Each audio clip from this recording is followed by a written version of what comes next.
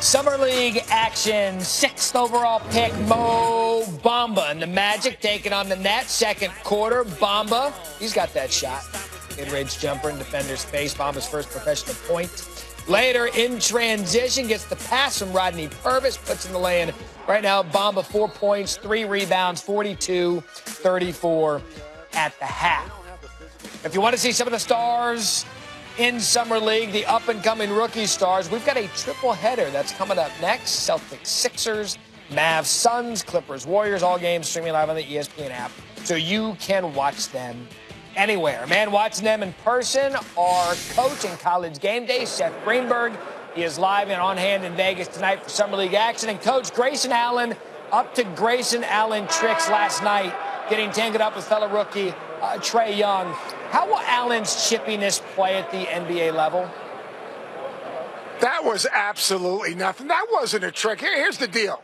Grayson Allen had his hands above the ball defensively, and what Trae Young did is what most NBA guys do. They attack your hands, shoot up through your hands to get the foul. They got caught up.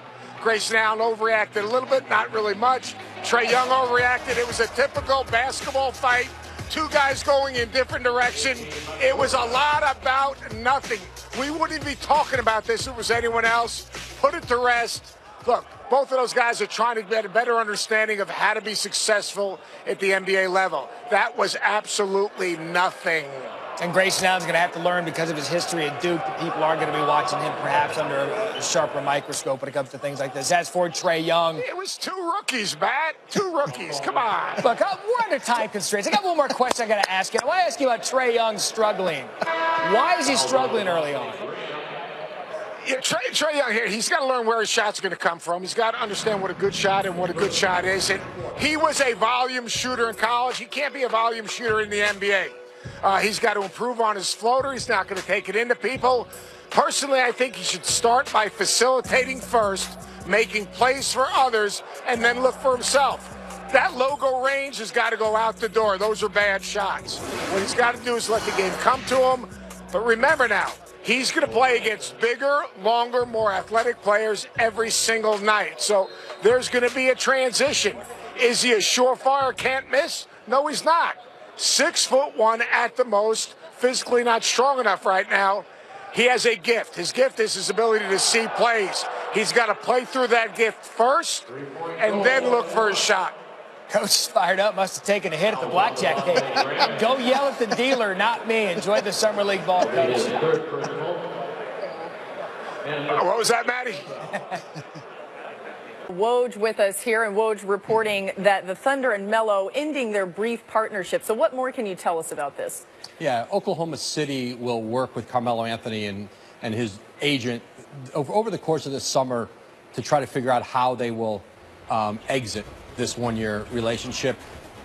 The Thunder are trying now to work on trade scenarios. It's going to be difficult, a $28 million salary, but there are teams who would like to create more cap space for next summer. Melo has an expiring contract. They can use it in that way. Probably the most likely scenario is the NBA's stretch provision, which would allow them to get him off the cap this year, spread the money over 3 years on their cap, but that would save the Thunder in salary and luxury tax $107 million. Right now their payroll is over $300 million, and that's as much of this as the impetus of it is that kind of savings. And the role for Carmelo Anthony has changed from what he had signed up for there. He would have been de-emphasized this year. They want to play faster. It makes sense for both sides. Is there a sense, Woj, of the market for Carmelo's services once this separation comes to pass? Yeah, the market will be significant because now it's Carmelo on probably a veteran minimum deal. And whether it's in the starting lineup, whether it's coming off the bench on a great team, there's going to be a lot of suitors among contenders for Carmelo Anthony. And that number in Oklahoma City was not sustainable. I mean, to think, how many players in the league really would you be willing to spend $107 million on? So it makes sense for both sides, and his market will be significant. Now, this could play out over the course of the summer. They're going to work on trade scenarios first in Oklahoma City. They can get to that. They can do that stretch provision at any time later in the summer. So they'll try to work through it here. And I also think they'll work with Carmelo. For his really in a gesture, probably, I think, of goodwill. They may not want this to stretch out so far to inhibit his opportunity to go jump on somewhere else. Yeah. All right, makes sense. Thanks so much, Woj. Thanks, guys. Los Angeles is nearly 4 million people. And even if you're not a Lakers fan, you do understand the mystique. I mean, even Clipper Darrell, the most ride-or-die Clipper fan on earth, welcomed the king to town in purple and gold. But as LeBron James desperately searches to complete the legacy of a lifetime, our own Keith Olbermann is desperate to find something else, a native Angelino that happens to be on the sports scene in SoCal.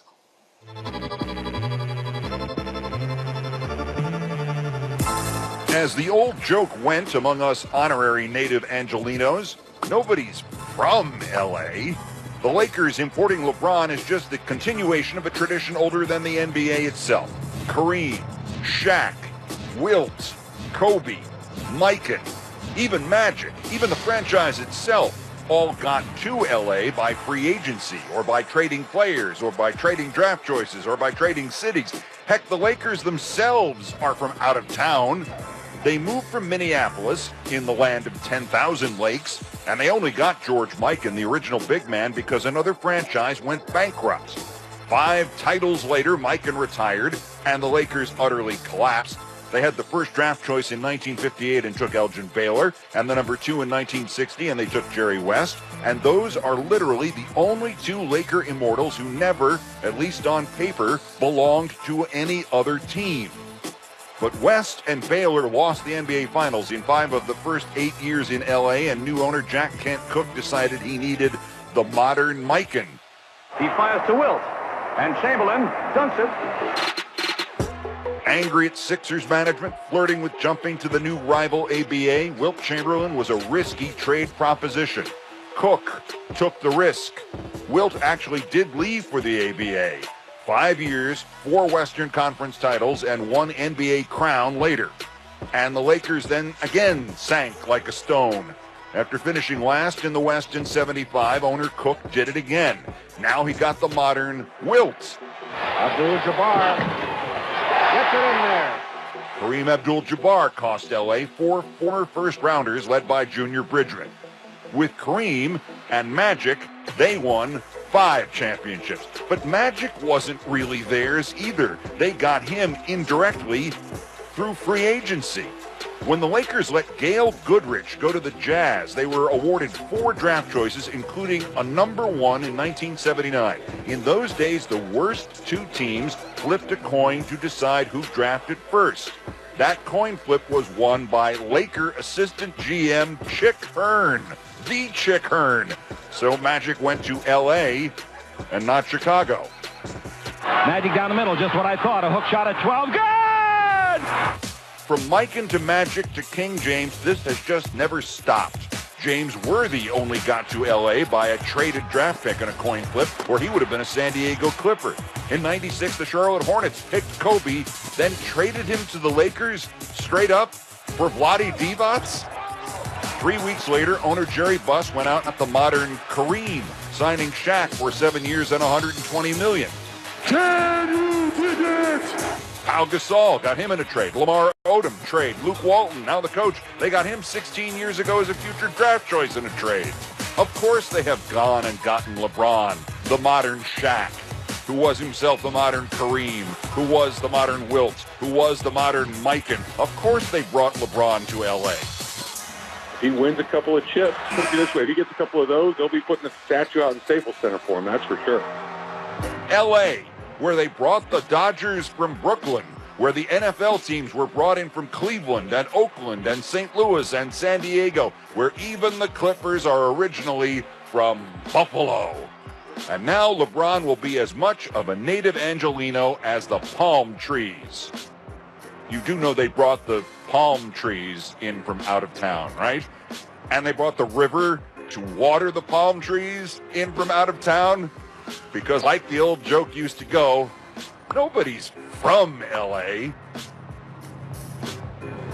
LeBron isn't either, but he is the latest transplant, the latest all-time great to take his talents there. This is why they've won 16 titles. When he suits up and scores, 6 of the top 8 scorers in the history of the league, would have worn purple and gold. And that list, of course, includes Kareem, Kobe, and Shaq, just to name a few.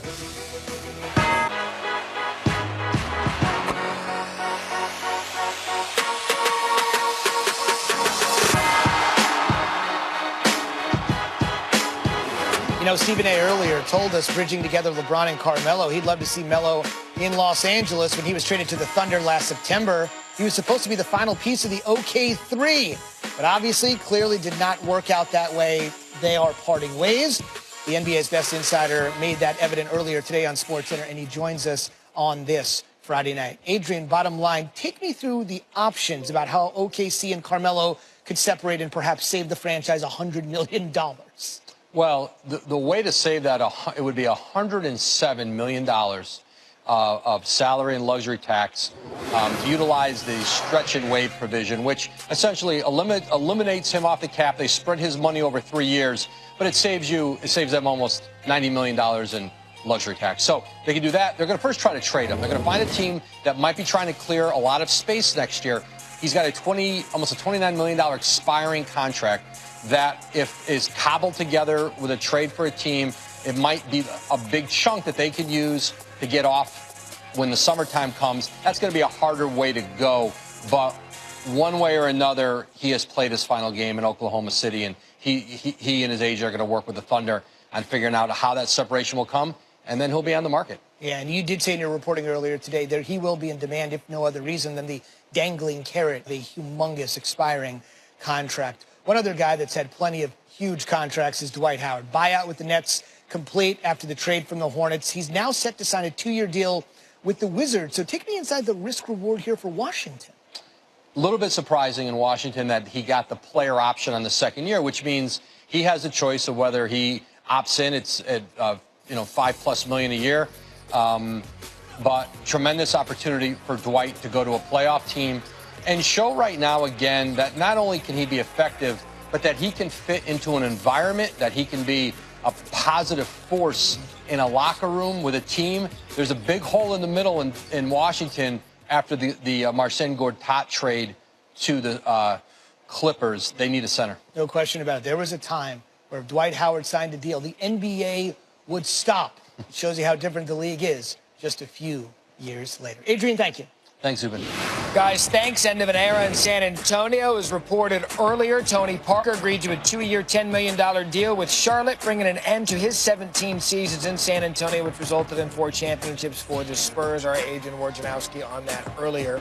And earlier today, Parker's longtime head coach Greg Popovich released a statement saying, quote, "It's difficult to put into words how important Tony Parker has been to the Spurs franchise over the past 2 decades. From his first game in 2001 at age 19, TP has impressed and inspired us day after day, game after game, season after season with his passion, dedication, and desire. We are grateful to Tony for 17 years of truly amazing memories. While the 4 championships, 6 All-Star appearances, and 4 All-NBA selections highlights his resume, the biggest joy for me has been to have the pleasure of watching TP grow up before our eyes. All of us in the Spurs organization will miss having Tony in our program and wish him and his family the best as he continues his remarkable career in Charlotte."